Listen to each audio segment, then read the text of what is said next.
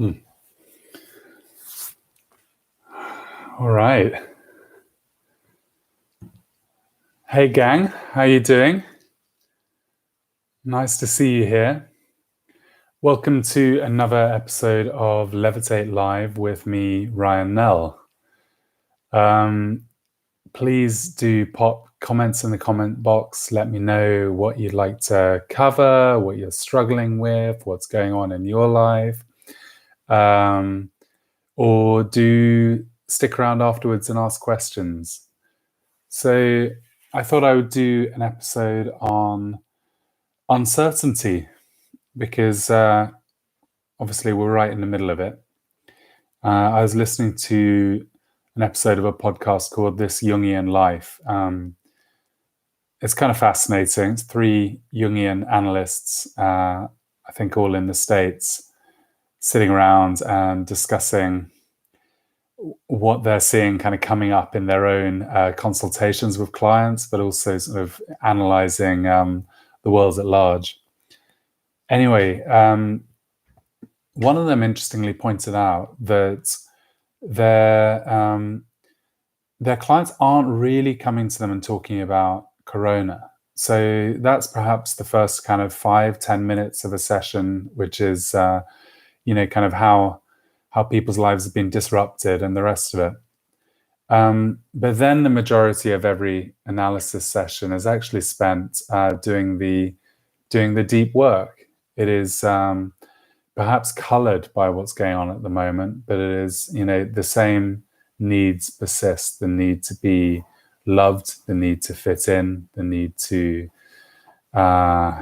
feel like you made something of yourself, and so that deeper work continues beneath the surface, whatever the turbulence is going on the surface. And they brought up the ocean analogy, which I love. Now, it's a particularly powerful analogy because it seems to so aptly convey what is going on right now, but also just in our lives at large as we live them. There is the surface of the ocean, which is frequently whipped up into large waves, and it can be a dangerous place, as sailors will tell you.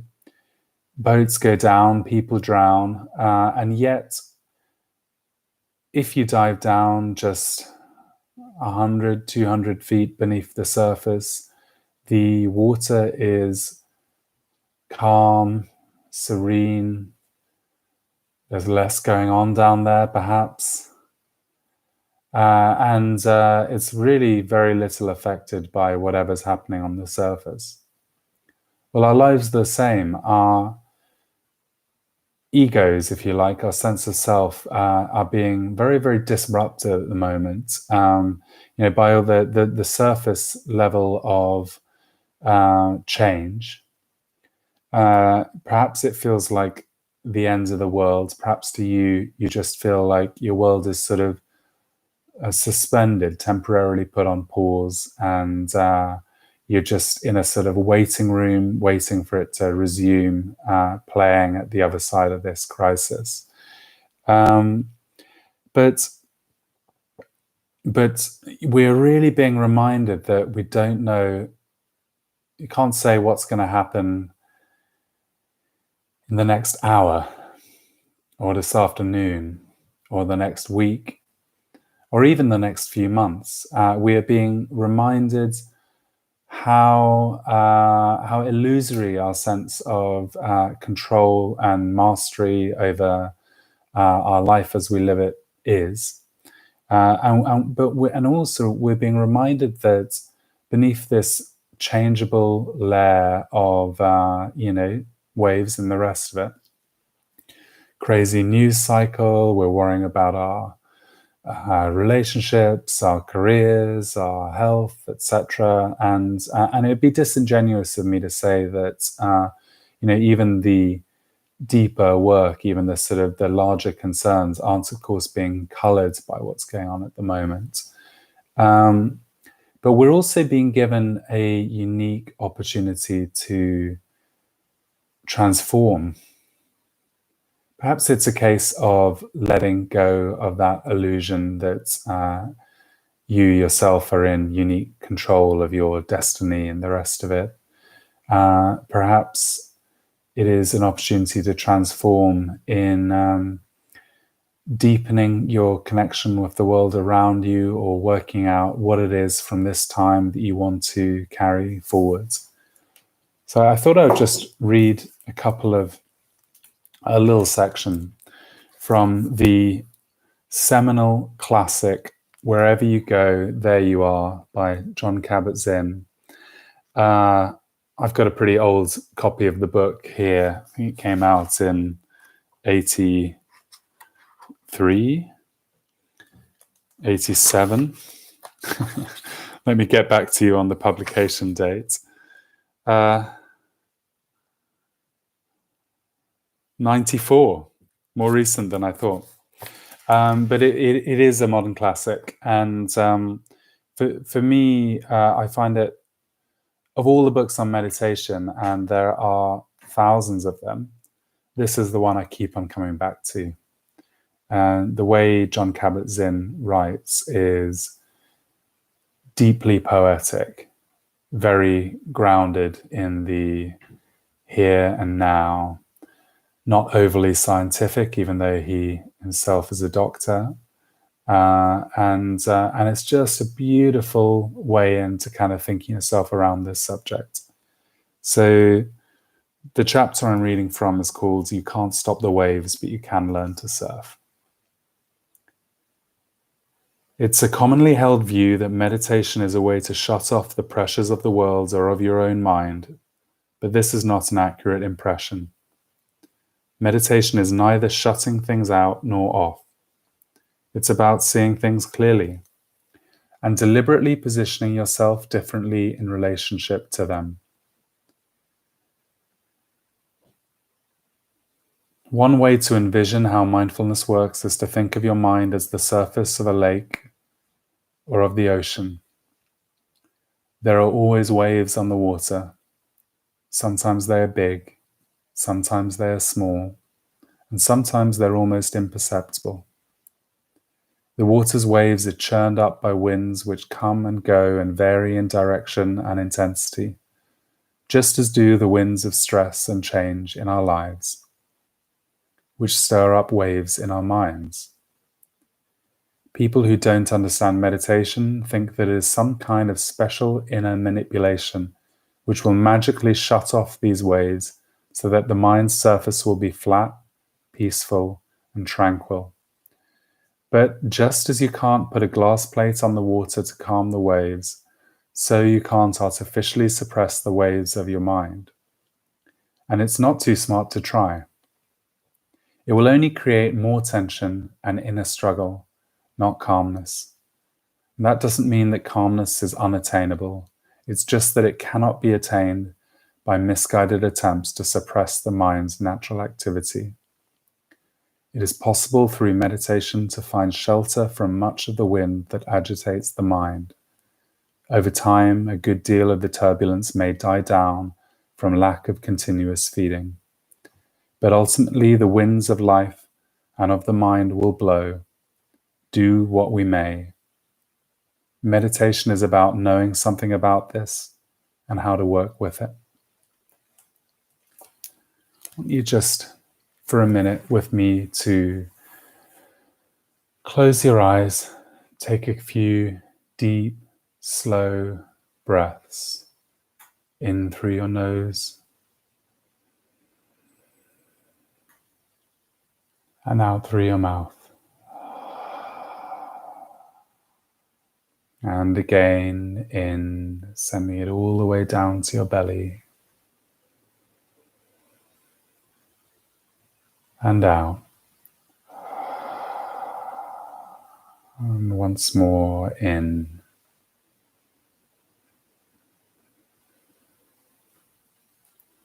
And out.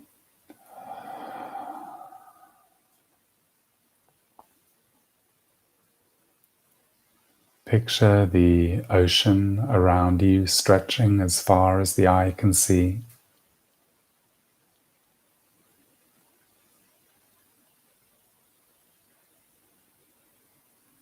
Notice any waves on the surface.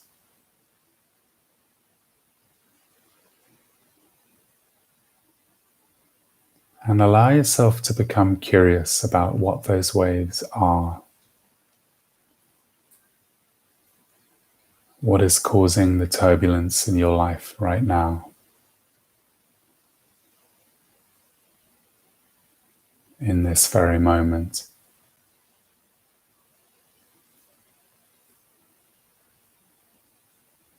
Are you worried? Are you anxious about the future?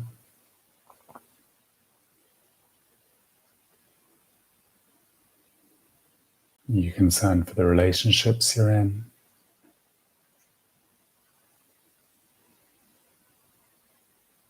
Are you struggling with the uncertainty? Is your body not getting the exercise it usually enjoys?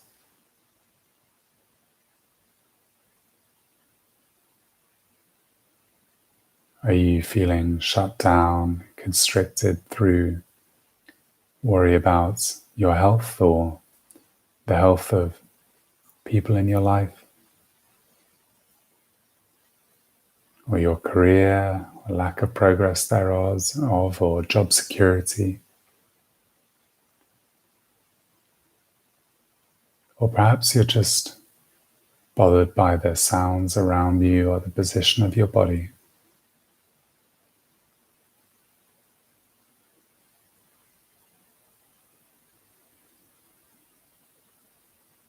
The goal is not to still the waves. It'll be like trying to flatten the surface of the ocean with a large sheet of glass.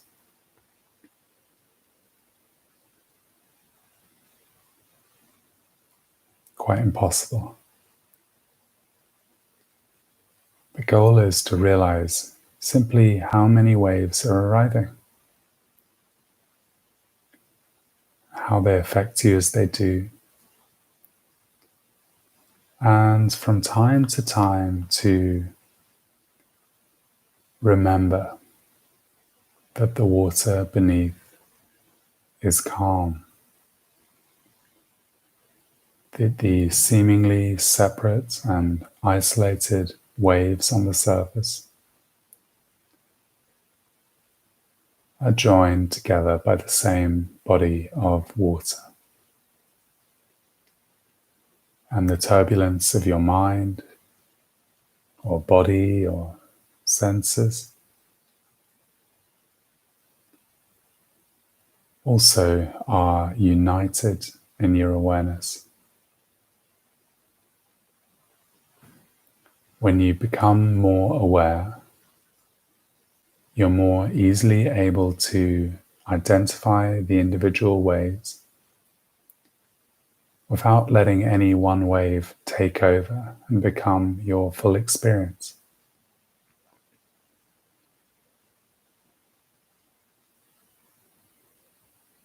And that won't be your experience every time you meditate. As John Kabat-Zinn said or suggested, a willingness to keep coming back over time will help you to distinguish one wave from another, and to remember that beneath those waves is an ocean which is calm and serene and really quite unaffected. Let's take one more deep, slow breath in together and out again. And once more, just sending it all the way down into your belly and letting go of any tension with a sigh.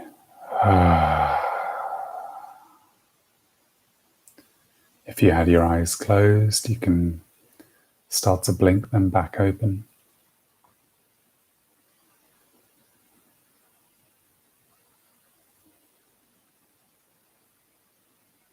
And as you re-emerge into this chaotic world with all the uncertainty that it brings, and the uncertainty and the lack of control that we're being constantly reminded of at the moment, remember that on a deeper level, you are really quite unaffected by anything going on the surface. And we can connect with that whenever we stop and breathe and ask ourselves the question, what's happening right now? Thank you so much for joining for another episode of Levitate Live with me, Ryan Nell. If you enjoyed this, then let us know in the comments. Hit the subscribe button, share it with a friend, or head on over to our website, www.levitate.london, to find out more about what we do in the world of meditation and well-being.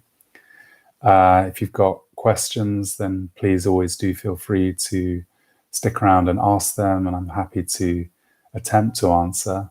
Or you can always get in touch on Instagram or elsewhere, and happy to set you homework or whatever it is that you need during this time. Look after yourself, look after each other, and I'll see you back here soon.